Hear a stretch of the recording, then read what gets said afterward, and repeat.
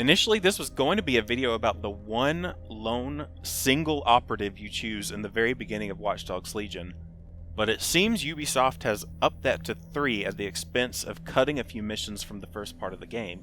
Still, everyone talks about who are must-have operatives when you play through the game, but not many people talk about the ones you're forced to take and what value they can bring to you, at least early on.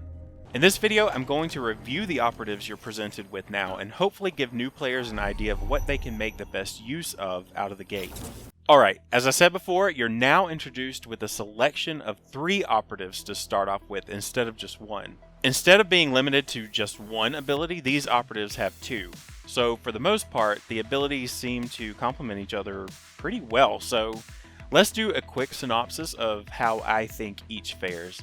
This is just my opinion, and depending on your playstyle, you may want something different. Maria's a nice defensive operative, nothing that really stands out, but if you have 0 confidence in yourself like I do, she might be a good choice if you feel you'll be in danger most of the time. Anyone with a real gun is worth taking a look at, I think, because you'll get tired of the default weapon pretty soon after you start the game. Vendettas are also nice and help boost your melee as well against certain enemy factions, so even if Jack were a lone operative choice, I'd still consider him.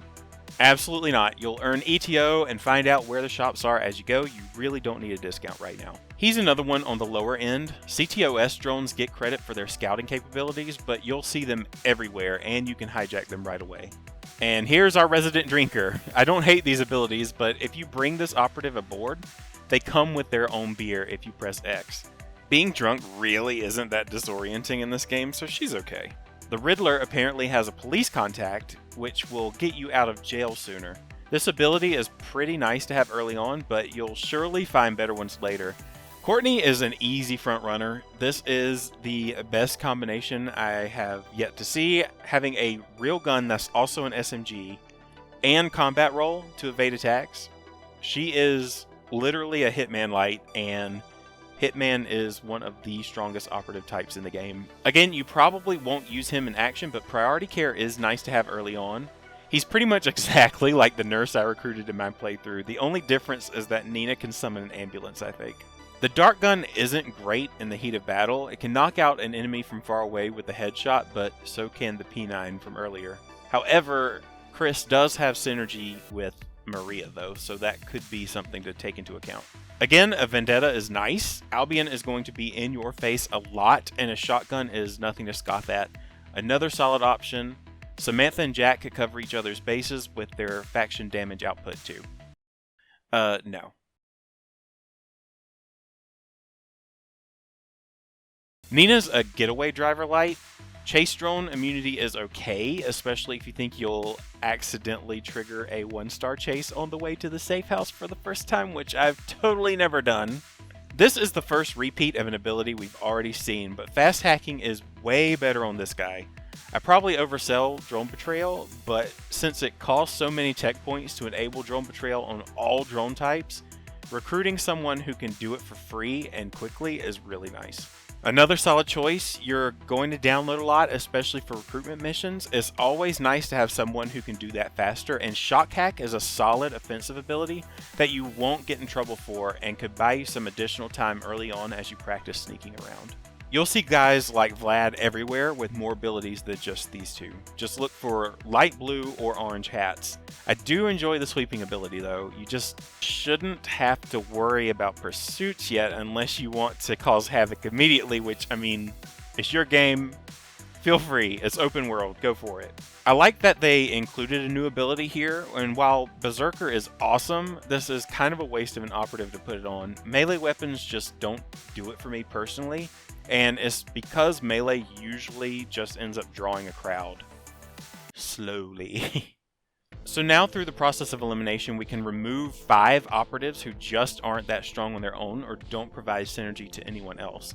I'll also eliminate the 2 expediters since you can't be arrested or critically injured in the beginning of the game anyway, and it's so easy to find someone with priority care or even better, triage.